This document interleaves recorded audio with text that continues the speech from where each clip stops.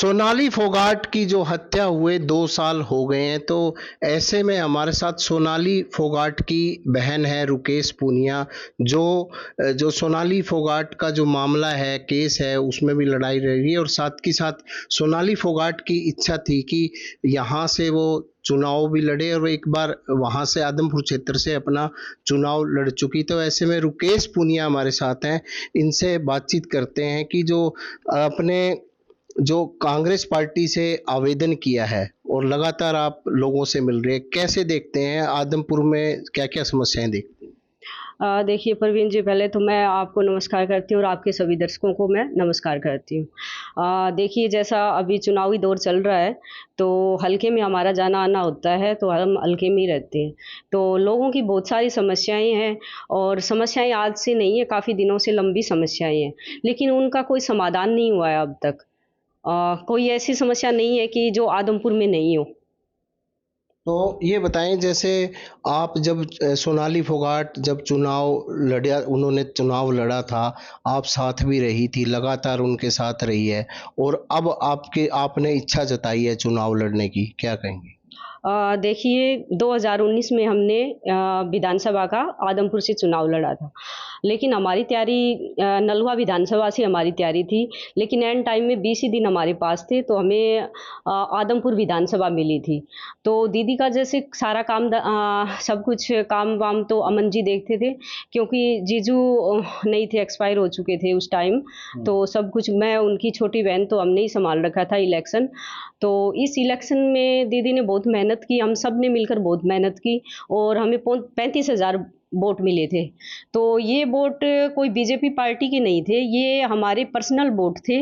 और इसमें ज़्यादातर हमारे गाँव का, भुथन गाँव का बहुत ज़्यादा योगदान रहा, क्योंकि हमारा पूरा परिवार भुथन गाँव, जब इलेक्शन हुआ तो सारा भुथन गाँव यहाँ उठ के आ गया। हमारी रिश्तेदारियाँ भी बहुत है, तो सबने मिलकर हमारा बहुत साथ दिया, और हमने 35,000 वोट लिए उस टाइम। तो जैसे वर्तमान जो विधायक भव्य बिश्नोई है, पूर्व सांसद है कुलदीप बिश्नोई, अब ये दावा करते हैं इन्होंने कम ही समय में उपचुनाव जीतकर 800 करोड़ रुपए आदमपुर क्षेत्र में लगाए हैं। तो आप कैसे देखते हैं, आप लगातार दौरा कर रही हैं? देखिए, मेरा आदमपुर में ही अब जाना होता है, क्योंकि मेरी विधानसभा आदमपुर है, और मैं आदमपुर से तैयारी भी कर रही हूँ, क्योंकि मेरा राइट भी बनता है आदमपुर में, क्योंकि हमने पिछला चुनाव सोनाली जी ने आदमपुर से लड़ा था, तो मैं वहीं से तैयारी कर रही हूँ। आप 800 करोड़ की बात कर रहे हैं, अगर 800 करोड़ लगे होते तो वो ग्राउंड पे तो दिखता ना काम।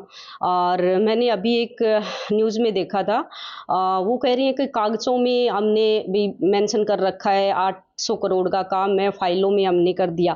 देखो, फाइलों में तो कोई भी कर सकता है, कागज़ों में कोई भी लिख सकता है, मैं भी लिख सकती हूँ, आप भी लिख सकते हैं, लेकिन काम जनता को ग्राउंड पे चाहिए। काम तो ग्राउंड पे होना चाहिए। वैसे तैसे जैसे भी जो भी काम है, रोड का काम देख लो, सारी सड़कें ऐसे ही टूटी-फूटी पड़ी है। हॉस्पिटल देख लो, ऐसे ही हॉस्पिटल पड़े हैं, उनमें स्टाफ नहीं है। स्कूल देख लो, स्कूल में भी स्टाफ नहीं है। और जैसे कि इंसान की ज़रूरतें क्या होती है, एक पानी तो उसमें सबसे ज़रूरी है, पीने का पानी तो सबसे ज़रूरी है। लेकिन वो ही आदमपुर की विधानसभा के कई गाँव ऐसे हैं, जहाँ पीने का पानी नहीं है। तो आप बताओ कि वो विकास कहाँ हुआ है, वो 800 करोड़ कहाँ मिले हैं? बेचारे लोगों को कम से कम पानी तो मिलना चाहिए ना पीने के लिए। पीने के लिए पानी नहीं है, और जो किसान है खेतों के लिए उसके किसानों को भी पानी नहीं है। तो वो 800 करोड़ कहाँ लगाए हैं? किसी को नहीं पता। जनता भी यही कह रही है, हम भी यही कह रहे हैं। अगर बात की जाए बरसात की, बरसात आ जाती है तो आदमपुर मंडी का किस तरह का हाल हो जाता है, कैसे देखते हैं आप इसका? देखिए, बरसात आती है तो बहुत बुरा हाल होता है, क्योंकि पानी का निकाल नहीं है, और आज तक कोई निकाल करवा भी नहीं पाया। निकासी जो मैं 5-6 दिन पहले आदमपुर में गई थी, जहाँ धरना प्रदर्शन लगा हुआ है फाटक को लेकर, जो आदमपुर और जवाहर नगर के बीच में जो फाटक आती है उसको लेकर। तो मैं वहाँ गई थी, तो लोगों ने मेरे को बताया, देखो सोनाली जी ने बहुत सारे लोगों के काम करवाए हैं, लेकिन मेरे को नहीं पता, जितने काम करवाए हैं उनका नहीं पता। विधानसभा में जाती हूँ तो लोग आके मेरे को बताते हैं कि सोनाली जी ने हमारे लिए ये काम करवाया। तो वहीं जो लोग बैठे थे उन्होंने बताया कि 3-4 जो मोटर थी पानी की निकासी के लिए, तो बरसाती पानी जो आ जाता है उसे निकालने के लिए सोनाली जी ने अपने पर्सनल पैसों से वो मोटर वहाँ लगवाई थी, लेकिन अब वो मोटर है नहीं, उन लोगों का कहना है। और ये बात मैंने फिर बाद में पता भी कि ये बात सत्य है। और जो धरना प्रदर्शन पर जो लोग बैठे थे, मेरे युवा साथी भी वहाँ पे थे काफ़ी, और जो बड़े बुजुर्ग बैठे थे वो भी थे। तो उन्होंने मेरे को बताया कि 3 साल पहले ये मैटर 3 साल पहले उठा था और इसको जो फाटक है इसको बंद करवा दिया गया था। लेकिन सोनाली जी ने इस मुद्दे को उठाया और इस फाटक को खुलवाया और वो इस बात को ऊपर तक लेके गई, और सरकार ने उनको अवशासन भी दिया कि इसका भी तोड़ निकालेंगे। लेकिन वो देखो, वो राजनीति का शिकार हो गई, लेकिन वो चीजें वहीं की वहीं है। कोई आदमपुर में जनता का सुख दुख काम करवाने के लिए कोई आगे आ ही नहीं रहा। तो अगर बात की जाए, आप जैसे टिकट की दौड़ में हैं, इस तरह और कई लोग भी दौड़ में हैं, तो आप अपनी टिकट के लिए कितना आश्वस्त हैं कि हाईकमान आपको टिकट देगा, कैसे देगा, आप थोड़ा ये बताएं।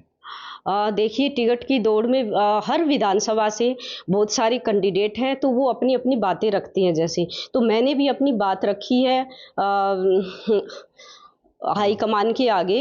तो मैं तो यही चाहती हूँ, देखिए हमारी कांग्रेस पार्टी मजबूत पार्टी है और अभी बहुत ज़्यादा ग्रो भी कर रही है।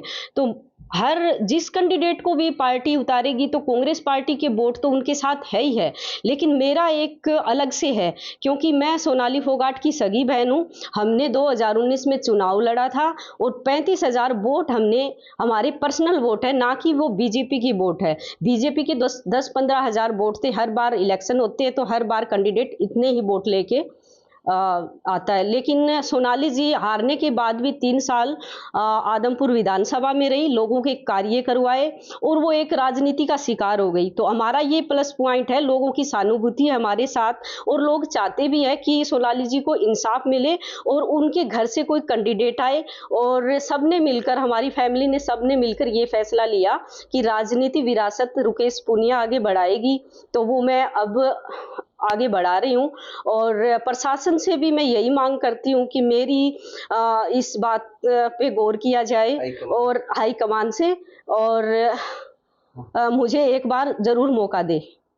तो अगर बात की जाए आपकी, आप आदमपुर क्षेत्र में गाँव में जा रहे हैं, क्योंकि सोनाली फोगाट के भी समर्थक अभी भी हैं, तो उनसे आपको किस तरह का रिस्पॉन्स मिल रहा है, उनका आपके प्रति कैसा रुझान है?